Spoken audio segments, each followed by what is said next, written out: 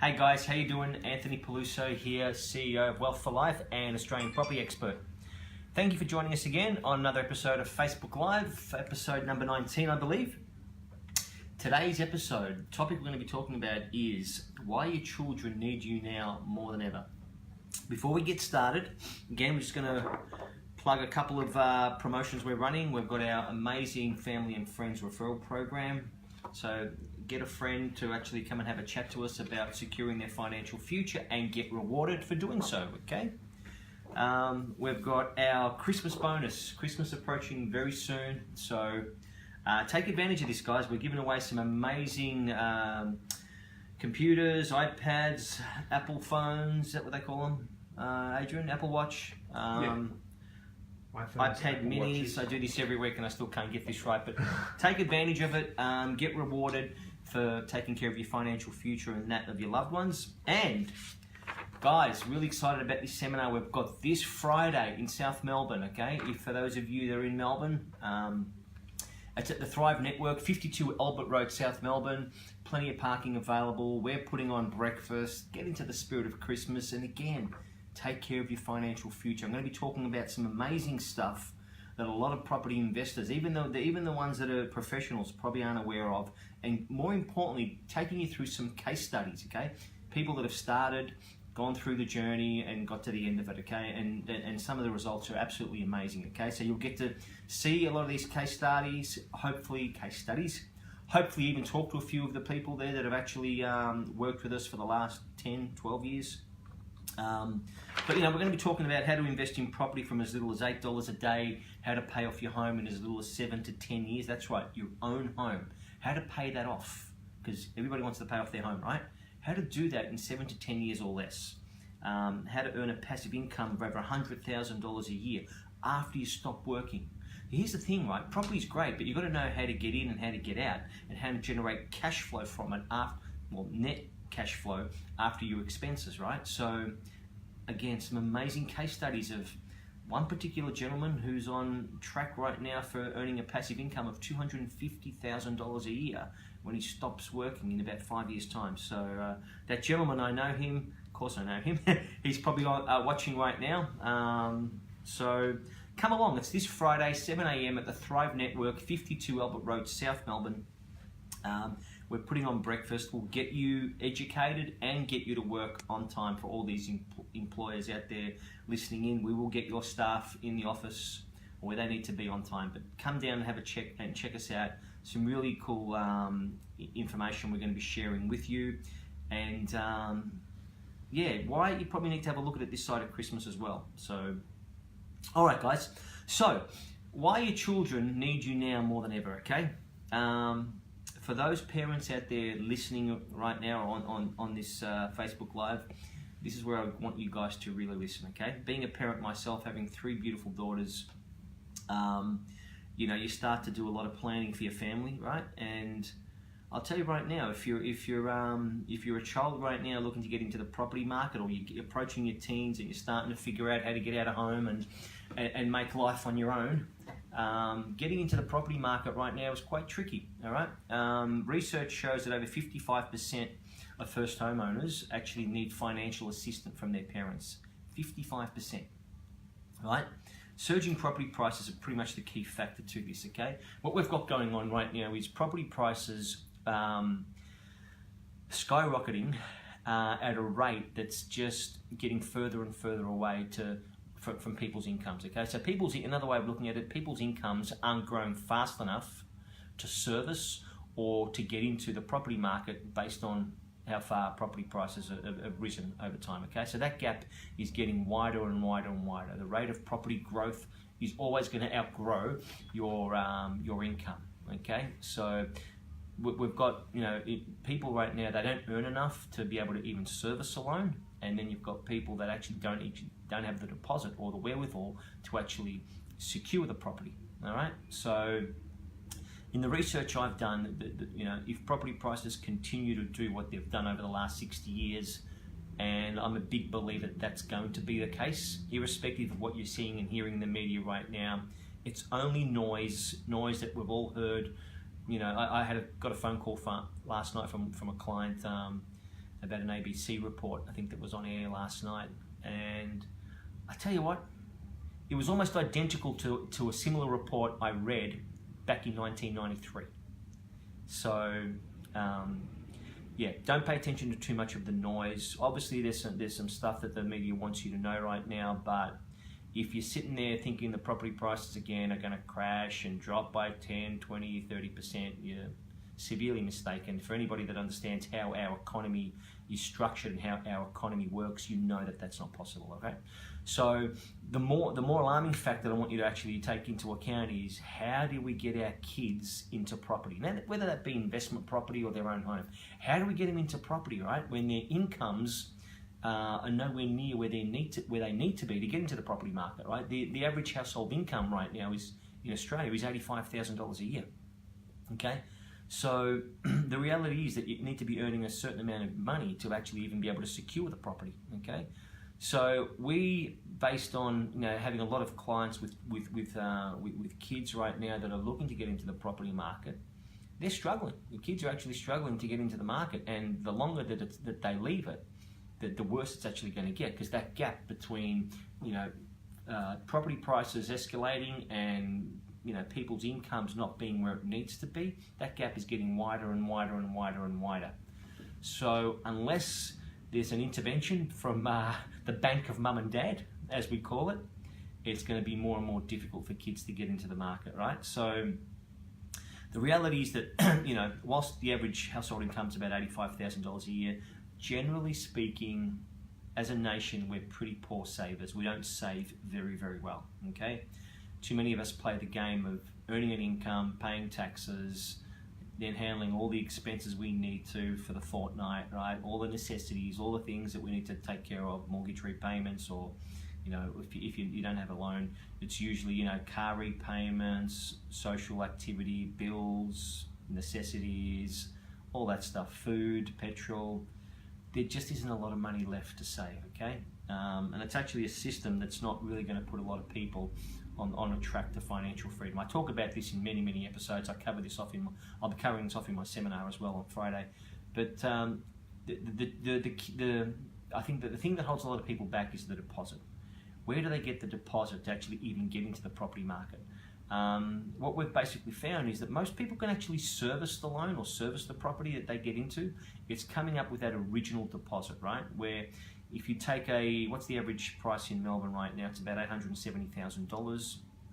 So assuming that you borrow 80% from the bank, right, you'll have to come up with 20%. So 20% of 870 is something around $174,000. When you take into account stamp duty, right, government duty, and whilst there's a tiered approach to that, if you're a first home buyer, I think anything under $600,000 you don't pay any stamp duty. Anything above $600,000 you actually have a tiered approach with regards to stamp duty. And then you've got conveyancing costs and other purchasing costs such as bank fees and so forth. So you could be looking upwards of $200,000 to have in savings just to get an average house in Melbourne. Now I ask you this question: how many kids out there, right, teenagers out there, have got $200,000 sitting in a bank account right now that they actually want to put towards a house? Okay, we work with a lot of clients, and I think over the years, there's very, very few people we've seen that under the age of say 25, right, that have $200,000 sitting in a bank account. Okay, so it's becoming quite alarming, and if parents, or us as parents, whilst I'm a big believer of taking the right level of responsibility and keeping good exchanging with your children, I'm not saying you hand everything to them on a plate, right? Obviously get them to contribute and get them to work towards it. It's something you need to confront very, very soon if you're a parent and you want to get your kids into the property market, because the longer that you leave it, just the worse it's going to get, okay? For the reasons that I've just covered off. So how do you do this? How can you help your child get into the property market, right? One of the first things you can do is you can gift them money, okay? So gifting them money is a form of non-genuine savings that you can give them, totally legal, right? What I suggest you do though is not deposit the money into their bank account, around the time they're looking to buy the property, but do it probably at least 3 months earlier so they can pass the servicing test.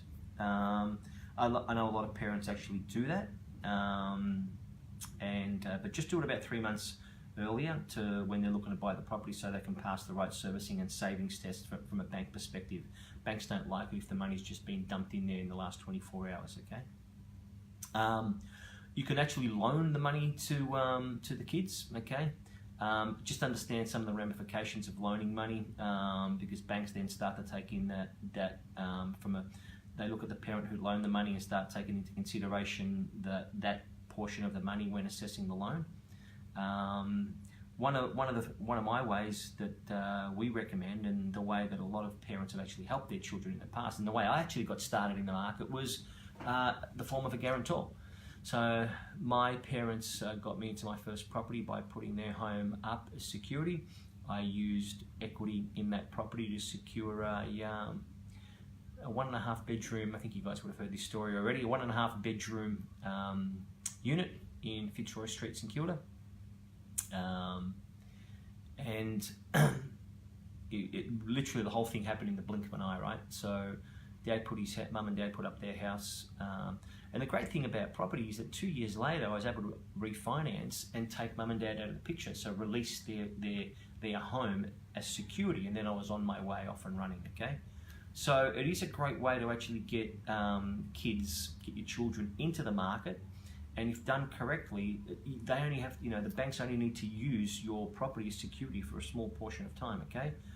Once the property's grown in value, get the kids to refinance, release your home as security, and then your kids are off and running, okay? But the biggest barrier right now for children is coming up with that deposit, okay? And your options are that, you get that deposit, you get your hands on that deposit, or you have to really start to look at living a life of continually having to rent. Okay, and listen, and that's really just that may work for some people. Okay, it's based on your own how you want to live your lifestyle. We have a lot of people, very, very, very successful investors, by the way, that actually rent. Okay, they've got their reasons for it, which make a lot of sense. And like I think I've covered off in a previous episode, for them it makes actually no sense to buy their own home. Okay, but it's your own personal choice. Okay, so if you want to get kids into their home, have a look at us as parents. Have a look at the equity that we've got in our own home. Like for a lot of the baby boomers, over the last 25 years, we would have built up a reasonable amount of equity in our homes. Okay, and if that equity is just sitting there not working, it's actually just wasting away. Right? Get that equity to work out an arrangement with your children. Keep some good exchanging with them. Like I'm certainly not recommending you give everything to them on a plate, right? So make them work for it. Make sure they understand what it is that you're doing. Educate them on what you're doing for them. So they're very clear on the fact that you're helping them to get into the market, right? And you know what? I'd even go as far as saying have some sort of written agreement in place with them, okay? Another way to actually do it is to actually even buy the property for them, and then you hold on to the property and then hand it over to them later on in life, okay? So once they're in a much better position, but that can cause all sorts of issues as well, because usually the age gap between a parent and a child is so great that people's needs may differ along the way. So you need to have the right agreement in place. But I've heard of parents that actually buy the houses for their children and at a later stage transfer the property into their names. Okay, it can be done. It's actually quite not a bad approach actually. Parents are in a position where they actually can get a loan that protects the kids when we're going through that teenage period of our life where we do silly things and get ourselves into a little bit of trouble. It's probably not a bad idea to not have assets in your name during that period of life. So and then transfer the property into their names later on. Now, again, I won't get into ways of doing that, but sit down with a really good accountant, again, have a chat to us about it, where you're putting in place a form of trust structures, right? And, different purchasing entities that enable you to do that legally without being slugged a fortune for making that transfer, okay? So that's another option that you can actually use. Just have a look at it. Just sit down with you. The best thing I recommend is if you're a parent out there, sit down with your child and have a look at what they want to do, right? Have a look at what their goals are and where they want to get to life, especially if they're at that 20, 25 years of age where they're starting to think about the life ahead and what's in store for them. Have this conversation with them, or show them this video, right? Have that conversation with them and see where they want to get to. It's one of my favorite ways of doing it, like I said, is going as guarantors, using the equity that's just sitting there doing nothing, right? If it is sitting there doing nothing, get your child into the property, get them working, make sure they can service the repayments, get them to take that financial responsibility that they need to take, and have an exit strategy as well. If you're buying in the right place, you can do a pretty good job of predicting when they're going to have enough equity in that property to release your home, the parent's home, from the loan structure, refinance them, parents get released, kids are off and running on their own, and they've got their first property, right? Their own home or their investment property, okay? Because without that form of deposit, it's going to be really tough moving forward to get kids into the property market, okay? And listen, we all love our kids, right? We want them close to us, we want them nearby. Do you really want your kid to go live in an area that's like, unless, the kids want to do it, do you really, if they've got the choice, right?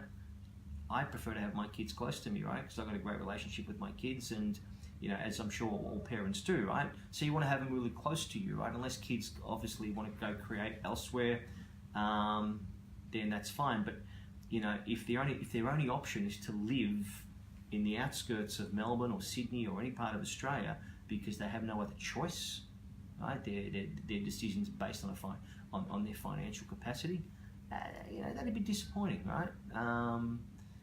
But it's doing what we do right now in our company, like finding any type of really good quality asset under $500,000 is a tough ask.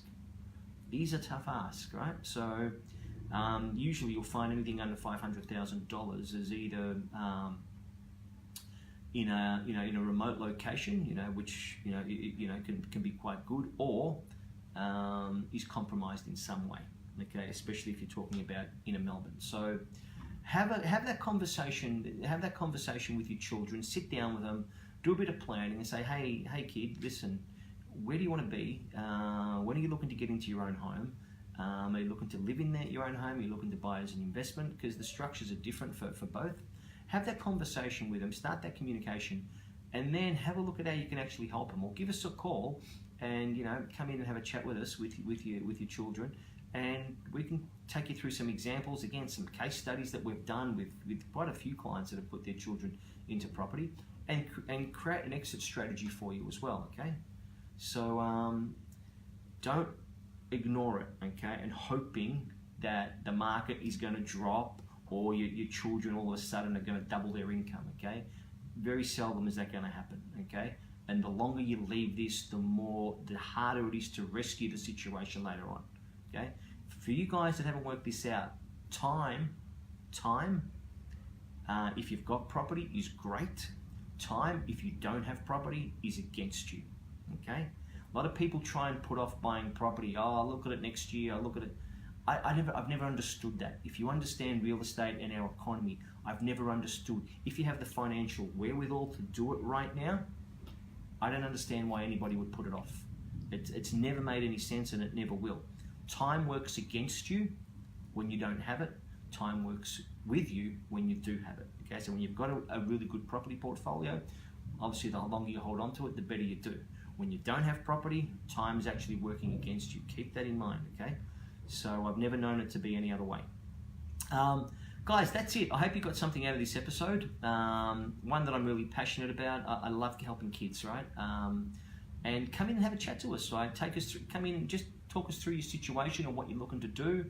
And make sure you've got your kids' support and agreement on anything you want to do. And for kids out there that are tuning in, make sure you've got your parents' agreement on this as well, okay? It can be a beautiful financial relationship between a child and their parent, okay? Getting into the property market. It doesn't need to be difficult. If you understand how to do it, it can actually be quite fruitful and quite beneficial for all involved, okay? So thank you once again for listening in. I think it's our second last episode before Christmas. Next week's episode, interesting one. Okay, again, another hot topic, one that's pretty much in the paper every day right now. I'm going to talk to you about Australia's next property boom, when it's going to happen and how you can prepare for it and take advantage of it. So make sure you're tuning in next Tuesday on Facebook, 12 p.m. sharp. And guys, hit us up this Friday at the Thrive Network seminar that we're holding. It will probably be our last one before Christmas. Come down and get educated over breakfast and walk away with some really cool knowledge. But also, for those of you that are wondering, does this work? How does it work? Hear from real people making real money in today's landscape, in today's financial and real estate landscape. Okay? Listen to their stories. We'll take you through case studies. They'll get up and speak. You'll see some videos from them. They'll share the numbers. They'll share the information with you. And then you can actually see the whole thing from start to finish in a real life scenario. So come in and check that out. And please share the episode that you've just watched. Any comments that you may want to send through, we love your questions. We get a lot of great questions. And any feedback you want to give us, we take that on board. And we really appreciate if you could share this week's episode as well. All right, so have a great week, guys. Stay safe coming into this Christmas period. Enjoy this beautiful Melbourne sun that we have. You know, Melbourne weather, it's up and down. So take advantage of it while you can. And I really look forward to catching up with you all this Friday for you, those of you in Melbourne that want to head down, or next Tuesday at 12 o'clock sharp. Thanks, guys. Take care.